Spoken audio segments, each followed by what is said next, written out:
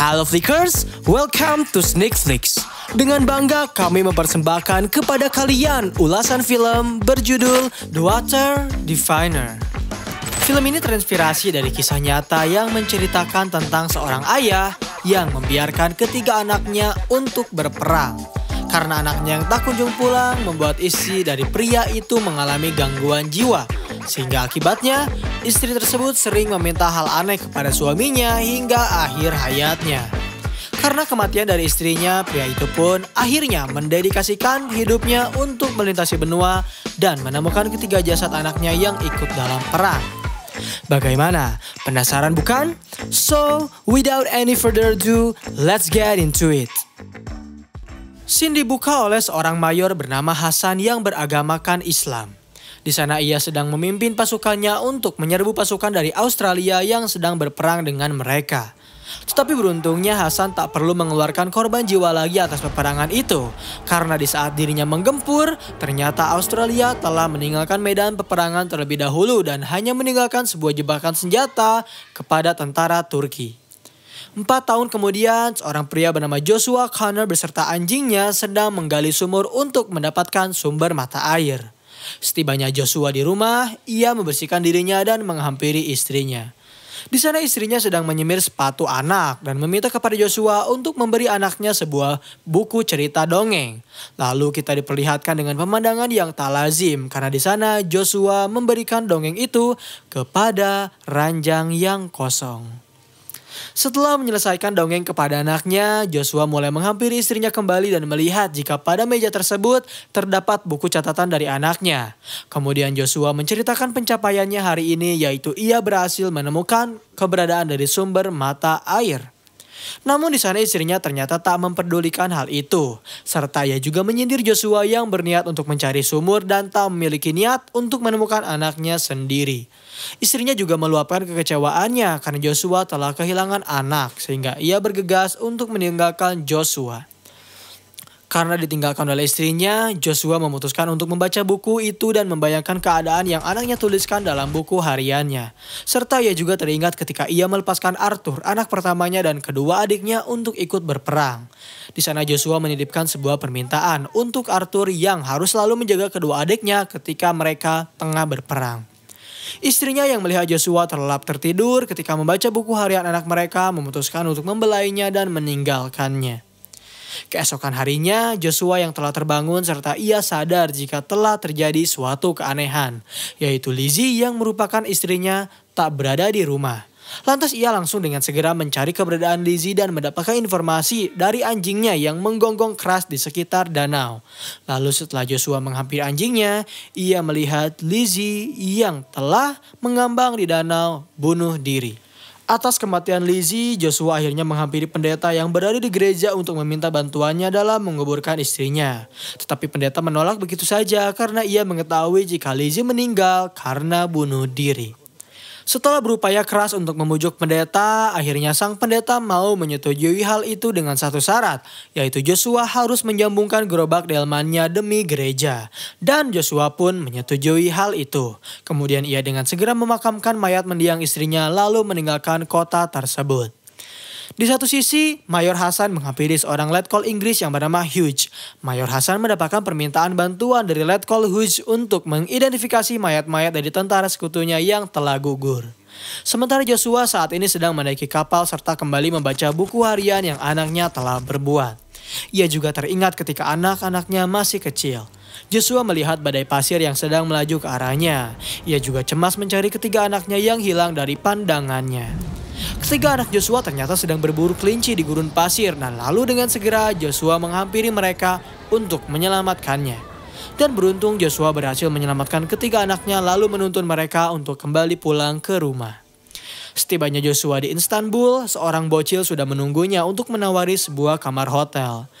Joshua menolak semua tawaran itu karena ia berpikir jika tujuannya ke sana bukanlah untuk berlibur, melainkan untuk mencari ketiga anaknya.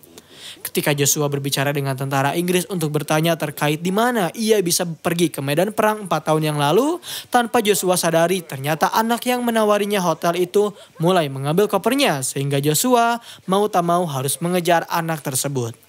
Anak itu lalu menuntun Joshua tepat ke arah hotel yang telah ia tawarkan. Dan setibanya Joshua di dalam hotel, ia bertemu dengan Aisyah, yaitu seorang ibu dari anak yang bernama Orhan. Awalnya Aisyah enggan untuk memberikan kamar hotel karena ia tahu jika Joshua merupakan orang dengan kewarganegaraan Australia. Namun saat Omer yang merupakan paman dari Orhan mendengar hal itu, ia langsung memberikan sebuah kamar kosong kepada Joshua sehingga Orhan langsung mengantarnya pergi ke kamar. Orhan juga sempat menawarkan Joshua untuk pergi ke tempat peperangan 4 tahun yang lalu terjadi dengan upah bayaran atas informasi tersebut. Ketika Joshua sedang membaca peta, Aisyah menghampirinya untuk memberikan sebuah handuk. Mereka berdua mendengar jika saat itu azan telah berkumandang. Dan karena Joshua yang tak tahu menahu akan hal itu, ia mengira dan bertanya, apakah suara azan itu suara orang yang sedang berdagang? Aisyah menjelaskan jika suara itu ialah pemberitahuan untuk umat muslim agar segera melakukan ibadah. Aisyah juga memberitahu Joshua tentang keindahan negaranya, yaitu masjid dengan kubah yang besar yang biasa menarik para wisatawan. Namun Joshua menjelaskan jika tujuannya ke negara ini bukanlah untuk berlibur karena ia harus pergi ke Gallipoli, yaitu tempat di mana perang antara Turki dengan Inggris serta negara sekutunya. Aisyah yang mendengar hal itu dengan segera menegaskan jika ia takkan pernah membiarkan Orhan untuk mengantar Joshua pergi ke Gallipoli. Aisyah adalah seorang janda yang telah ditinggal tewas oleh suaminya. Kematian suaminya disebabkan oleh perang antara Turki dan pasukan Anzac atau Inggris serta sekutunya. Sehingga ketika ia mendengar bahwa Joshua merupakan orang Australia, membuat Aisyah mulai tak menyukainya. Keesokan harinya, Joshua mencoba menghampiri kantor perang di wilayah Gallipoli untuk mencari ketiga putranya. Ia juga menunjukkan foto dari para putranya, tetapi kapten yang berada di sana menolak hal itu. Dan tak membiarkan Joshua untuk mencari jasad ketiga putranya agar ia bisa memakamkan anaknya di sebelah makam istrinya. Lalu Joshua bertemu dengan Orhan yang berada di luar bangunan itu. Orhan mengajak Joshua untuk berkeliling Turki dan melihat masjid besar yang bergaya Timur Tengah sehingga membuat Joshua terkagum-kagum melihat keindahan masjid tersebut. Setelah mereka kembali ke hotel, Aisyah kecewa dengan Orhan yang mengantarkan Joshua sehingga ia meminta kepadanya untuk mengembalikan upah yang Joshua telah berikan kepadanya. Namun Joshua membuat sebuah rahasia kecil dengan Orhan, yaitu Orhan dapat menyimpan upah itu dan tak perlu memberitahukannya kepada ibunya sendiri. Di saat Aisyah sedang menyiapkan sarapan untuk Joshua, ayah dari Aisyah menghampirinya untuk bertanya menggunakan bahasa Turki, di mana keberadaan istri Joshua. Joshua yang tak mengerti hal itu mendapatkan terjemahan dari Aisyah yang memberitahunya apa yang ayahnya telah bertanyakan. Joshua menjawab pertanyaan itu dengan raut muka yang cukup murung, dan ia juga menjelaskan jika dirinya kini hanya seorang diri, sehingga hal itu membuat dirinya mencoba mencari ketiga jasad anaknya. Hal tersebut membuat Aisyah mulai bersimpati kepada Joshua karena nasib darinya yang lebih menjadikan daripada dirinya. Lalu Aisyah memberitahu Joshua sebuah trik jika Joshua dapat mencapai Gallipoli tanpa sebuah surat izin, yaitu dengan menyewa seorang nelayan untuk melewati jalur laut agar ia bisa tiba di kota tersebut. Sebelum pergi ke Gallipoli, Orhan menghampiri Joshua untuk memberikannya sebuah foto dan memintanya untuk mencarikan jasad ayahnya yang telah tewas di sana. Di satu sisi, di saat Letkol Hughes sedang menggali makam untuk para pahlawan perang, ia melihat sebuah kapal yang sudah mendekati bibir pantai sehingga ia mengutus anak buahnya untuk menghampiri kapal tersebut dan membawa penumpang yang berada pada kapal itu ke tendanya. Di sana Joshua berkenalan dengan Letkol Hughes dan Mayor Hasan selaku petinggi yang sedang mengidentifikasi wilayah tersebut. Joshua menjelaskan tujuannya ke sana dan Letkol Hughes menjelaskan jika ia akan membantu Joshua sebisa mungkin karena ia tak akan mudah menemukan ketiga anak itu di antara puluhan ribu mayat tentara yang telah tewas. Ketika foto yang terletak pada buku itu terjatuh, rupanya Mayor Hasan melihat foto tersebut dan memberitahu Joshua jika ia sempat melihat anak-anak itu ketika perang. Karena para anak tersebut berada pada garis depan peperangan dan Letkol meminta kepada Joshua untuk segera meninggalkan wilayah karena ia tak boleh berada di sana. Tetapi bukannya pergi meninggalkan wilayah tersebut, Joshua justru membuat sebuah camp di bibir pantai itu karena ia masih ingin menemukan jasad ketiga putranya. Lantas karena Letkol yang kasihan akan hal tersebut akhirnya meminta bawahannya untuk membawakan selimut serta makanan agar Joshua bisa beristirahat dengan tenang. Keesokan harinya, Letkol Hughes dan Mayor Hasan sedang berkumpul. Di sana, Mayor Hasan menjelaskan jika ia bertekad untuk membantu Joshua karena dari puluhan ribu tentara yang tewas, hanya Joshua lah yang rela pergi meninggalkan benuanya demi mencari jasad ketiga anaknya. Sehingga akhirnya Joshua dapat mengikuti mereka dalam pencarian mayat tersebut. Ketika pergi menyusuri wilayah, Joshua bertanya kepada tentara di sebelahnya, siapa orang Turki berpeci merah itu? Tentara menjelaskan jika ia adalah Mayor Hasan yang telah membantai separuh dari tentara Anzac. Tentara itu juga menjelaskan jika Mayor Hasan berkemungkinan adalah orang yang telah membunuh putranya dulu di peperangan. Lalu scene berlari ke flashback saat dimana anak-anak dari Joshua mendapatkan perintah untuk segera menyisir daerah musuh. Di sana anak-anak dari Joshua harus berperang menggunakan arit dan tangan kosong ketika melawan Turki. Mereka juga sempat membuat kekacauan, yaitu ketika Arti yang merupakan anak pertama terkena ranjau jebakan, sehingga membuat kedua adiknya mau tak mau harus menolongnya. Namun karena tentara Turki masih mempunyai senjata mesin, membuat kedua adiknya harus terkena tembakan yang cukup parah. Joshua juga mencoba untuk meresapi perasaan anak-anaknya dan menandai sebuah daerah di sana karena ia sangat yakin bahwa anaknya telah tewas tepat di mana ia menandai daerah tersebut. Lantas dengan segera tentara yang berada di sana menggali tempat yang telah ditandai oleh Joshua dan rupanya ternyata benar dugaan dari Joshua karena tentara itu berhasil menemukan jasad dari anak kedua Joshua, yaitu Henry yang telah terkena luka tembak tepat di arah kepalanya. Salah satu tentara yang menemukan itu mengadu dombakan Joshua dengan memberitahunya jika Mayor Hasan sering menembak tentara yang tak berdaya tepat di kepalanya. Dan saat Joshua mendengar hal tersebut, amarahnya tiba-tiba muncul dan tak terkontrol. Hal itu membuat Joshua segera menghampiri Mayor Hasan dan mengatakan jika ia telah membunuh anaknya. Mayor Hasan menegaskan bahwa Joshua sendirilah yang telah mengirim anaknya untuk mati di medan perang. Karena Mayor Hasan saat itu hanya berperang untuk membela negaranya sendiri. Lieutenant Hughes yang melihat hal itu mulai meminta maaf kepada Mayor Hasan atas apa yang telah Joshua lakukan. Dan dengan baik hatinya, Mayor Hasan menerima permintaan maaf itu dan meminta Lieutenant untuk segera menemukan sisa kedua jasad dari anak Joshua. Lieutenant Hughes lalu menghampiri Joshua untuk memberitahunya jika ia berhasil menemukan jasad Henry dan Edwards, kedua anak dari Joshua. Namun Joshua tak senang dengan hasil itu karena satu anaknya lagi, yaitu Arthur, belum berhasil ditemukan. Joshua juga meminta kepada Lieutenant apabila ia telah berhasil menemukan ketiga jasad anaknya, ia ingin membawa jasad itu untuk dimakamkan di sebelah makam ibunya. Namun permintaan Joshua ditolak oleh Lieutenant karena ia mengira jika rumah yang pantas untuk ketiga anak Joshua adalah di tempat ini, bersama para teman-teman seperjuangannya. Pada malam hari, Joshua membacakan cerita untuk terakhir kalinya kepada anaknya.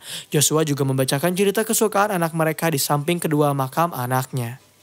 Keesokan harinya, Mayor Hasan mendapatkan sebuah catatan yang berisikan daftar tawanan perang antara Turki dengan Anzac. Sehingga ia dengan segera menghampiri Joshua untuk memberitahunya bahwa Arthur berkemungkinan masih hidup hingga sekarang. Joshua yang mendengar hal itu dengan segera meminta maaf atas sikapnya tempo hari. Serta ia juga berterima kasih karena Mayor Hasan sangat membantunya untuk menemukan jasad dari putranya. Keesokan harinya lagi, Joshua kembali menghampiri kantor peperangan dan bertemu dengan Mayor Hasan. Ia lalu dengan segera menghampiri Mayor untuk mencari tahu kemana perginya orang-orang dari daftar tahanan itu. Tetapi Mayor Hasan menjelaskan jika ia telah selesai untuk membantu Joshua. Joshua juga mendapatkan ajakan dari Kapten Charles selaku orang yang berpengaruh di kantor itu. Kapten Charles menjelaskan Joshua harus segera meninggalkan negeri ini. Tetapi karena Joshua masih kekeh untuk mencari tahu keberadaan anak pertamanya, ia menolak. Kapten Charles juga menegaskan jika ia akan mendeportasi Joshua dalam beberapa hari lagi dan setelah menyudahi percakapan mereka, Joshua melihat kembali Mayor Hasan yang tak jauh dari pandangannya sehingga ia memutuskan untuk mengikuti kemana Mayor Hasan pergi. Saat Joshua sedang mengikuti Mayor Hasan masuk ke dalam sebuah gang, rupanya anak buah dari Mayor Hasan berhasil memergokinya dan membawa Joshua ke hadapan Mayor Hasan. Di sana Mayor Hasan menegaskan sekali lagi jika ia telah usai dalam membantu Joshua dan meminta ia untuk segera kembali ke hotelnya. Malam hari Joshua bertemu dengan Aisyah. Di sana Aisyah mencoba membuka dirinya dengan menceritakan masa lalu kepada Joshua dan Aisyah menjelaskan jika pernikahannya dengan suaminya merupakan pernikahan yang telah dijodohkan oleh orang tuanya. Karena pada saat itu di Turki sangat sulit untuk menikah atas dasar cinta.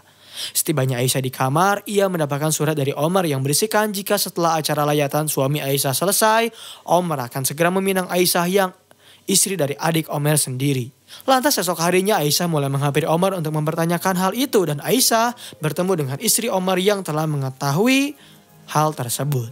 Istri Omar juga menunjukkan tempat di mana Aisyah akan tidur apabila ia telah bernikah dengan Omar dan ia memberitahu jadwal kapan Aisyah harus melayani Omar di kasur. Di satu sisi, Joshua mencoba menjelajahi Turki untuk mencari informasi keberadaan dari Arthur. Namun usahanya sia-sia, sehingga ia memutuskan untuk kembali lagi ke hotel. Dan setibanya di hotel, Joshua bertemu dengan Aisyah yang siap menghidangkan kopi untuknya.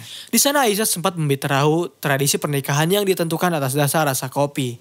Saat mereka berbincang, Omar melihat Aisyah yang sedang memakai baju putih, di mana seharusnya sesuai tradisi Aisyah harus memakai pakaian hitam karena mereka yang sedang berkabung. Aisyah menjelaskan kepada Omar bahwa ia takkan berkabung apabila jasad dari suaminya belum ditemukan. Dan ia juga menjelaskan bahwa dirinya belum siap untuk menikah kembali. Lalu Omar yang mendengar hal itu marah kepada Aisyah karena ia bisa malu apabila pernikahan itu gagal dilakukan. Dan juga memberitahu Orhan rahasia yang selama ini Aisyah telah sembunyikan, yaitu ayah dari Orhan yang telah tewas. Mendengar hal tersebut membuat Orhan meninggalkan mereka yang sedang berkelahi dan menghampiri Joshua. Lalu Joshua yang mendengar keributan itu segera menghampiri mereka dan mulai memisahkan Omar yang sedang memukuli Aisyah. Aisyah yang merasa dapat perlindungan marah kepada Joshua mulai menjelaskan jika ini semua bukanlah urusannya. Sehingga Aisyah memutuskan untuk mengusir Joshua dari hotel itu. Sesaat sebelum Joshua pergi, ia menyempatkan diri untuk memberikan buku cerita favorit putranya untuk Orhan. Dan di luar hotel, Joshua mendapat sergapan dari anak buah Omar. Namun pertikaian itu rupanya berhasil dihentikan oleh sersan suruhan dari Mayor Hasan. Lantas Joshua langsung dibawa untuk segera menghadap Mayor Hasan. Dan di sana Hasan menjelaskan jika ia berhasil menemukan daftar itu, yaitu tawanan perang yang terluka berhasil dibawa ke sebuah daerah bernama Avion. Mayor Hasan juga menawarkan tumpangan kepada Joshua bahwa ia juga akan melewati Avion. Sebelum berangkat menuju Avion, Hasan sempat membagikan cerita lucunya sewaktu perang dahulu kepada Joshua, sehingga membuat mereka tertawa bersama ketika mendengar cerita itu. Joshua juga menyempatkan dirinya untuk kembali ke hotel agar bisa mengambil tasnya yang tertinggal di sana. Di lobi hotel, Aisyah telah menunggunya kembali untuk meminta maaf kepada Joshua. Dan ia juga memberikan makanan atas permintaan maafnya. Mereka juga sempat berbincang-bincang sehingga menimbulkan benih asmara di kedua hati mereka. Keesokan harinya, Kapten Charles menghampiri Joshua untuk membawanya ke kapal deportasi ke Australia. Tetapi karena Joshua yang masih ingin menemukan Arthur, akhirnya memutuskan untuk tak mengikuti kapal itu. Dan beruntungnya, Joshua mendapatkan bala bantuan dari Aisyah yang sudah terbangun. Lantas Joshua segera menghampiri Mayor Hasan yang hendak menghampiri Avion. Mereka dengan segera menaiki kereta untuk menumpang. Di tengah perjalanan, mereka bertemu dengan orang Turki yang sedang mengungsi karena pasukan Yunani berhasil menempati kota mereka. Mereka juga mendapatkan hujan peluru yang diberikan oleh tentara Yunani karena Joshua yang berkewarganegaraan Australia membuat dirinya berhasil terbebas dari penangkapan tentara Yunani tersebut. Hasan juga menjelaskan kepada tentara Yunani jika Joshua adalah sekutu mereka. Sehingga ketika Mayor Hasan dan ajudannya tertangkap dan hendak dieksekusi, Joshua melihat mereka dari kejauhan. Tentara Yunani berhasil mengeksekusi ajudan dari Mayor Hasan dan ketika mereka hendak mengeksekusinya, Joshua memberanikan diri untuk memukul tentara Yunani tersebut sehingga membuat Mayor Hasan mendapatkan celah untuk menembak pasukan Yunani itu. Kemudian mereka berdua bergegas melarikan diri dari gempuran tentara Yunani. Setibanya di kota Avion, Joshua sempat berhenti di sebuah kincir angin untuk meneriaki nama dari Arthur. Mayor Hasan yang melihat hal itu mencoba untuk mencari informasi. Sehingga ketika Mayor Hasan berhasil mendapatkan informasinya, ia dengan segera mengajak Joshua untuk pergi ke sebuah gereja tua.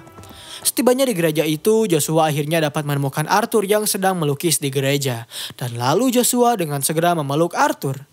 Di sana Arthur tak bisa menampung penyesalannya karena ia tak mampu memegang amanat dari Joshua yang meminta Arthur untuk menjaga kedua adiknya. Lalu Arthur menceritakan jika ketika perang, Edward yang kesakitan menunggu bala bantuan datang tak mampu menahan lagi rasa sakitnya. Sehingga ia meminta Arthur untuk menembak mati dirinya agar rasa sakit yang ia rasakan hilang seketika. Arthur yang merasa bersalah menjelaskan jika atas dasar itulah ia tak ingin untuk kembali pulang ke Australia. Karena pasukan Yunani yang mengejar mereka telah tiba di kota Avion, membuat Mayor Hasan harus mengucapkan salam perpisahan karena ia harus melanjutkan perjalanan ke kota Ankara. Lalu Arthur dengan segera mengajak Joshua ke sebuah sumur yang berisikan aliran yang dapat membawa mereka ke sungai. Arthur menyuruh Joshua untuk segera melarikan diri menggunakan sumur itu. Namun Joshua menolak dan memberitahu jika ibu mereka telah meninggal. Sehingga sekarang ia sudah tak mempunyai tujuan hidup lagi. Ia juga rela untuk mati bersama anaknya daripada meninggalkan anaknya sendirian. Lantas Arthur menyetujui untuk kabur bersamanya dan melompat ke sungai tersebut. Dan scene terakhir di film ini memperlihatkan 3 minggu kemudian, di mana mereka kembali ke Istanbul dan menghampiri hotel Orhan kembali. Orhan yang melihat Joshua langsung meloncat dan memeluknya. Lalu teman Aisyah yang berada di sana memberitahu Joshua jika kini Aisyah sedang berada di dapur untuk melayani para tamu. Lantas Joshua menghampiri Aisyah dan mendapatkan kopi terbaik darinya. Dari kopi itulah Joshua dapat merasakan jika Aisyah menerimanya untuk berada di sana, dan ia juga memberikan senyuman yang sangat lebar kepada Aisyah. Dan pembahasan film The Water's Diviner berakhir di sini. Terima kasih telah menonton video pembahasan film kali ini. Bagaimana tanggapan kalian? Komen di bawah untuk rekomendasi film atau seri selanjutnya. Klik tombol subscribe untuk mengikuti perkembangan channel ini dan klik tombol like jika kalian menyukai video pembahasan kami. Dan sampai bertemu kembali di film selanjutnya.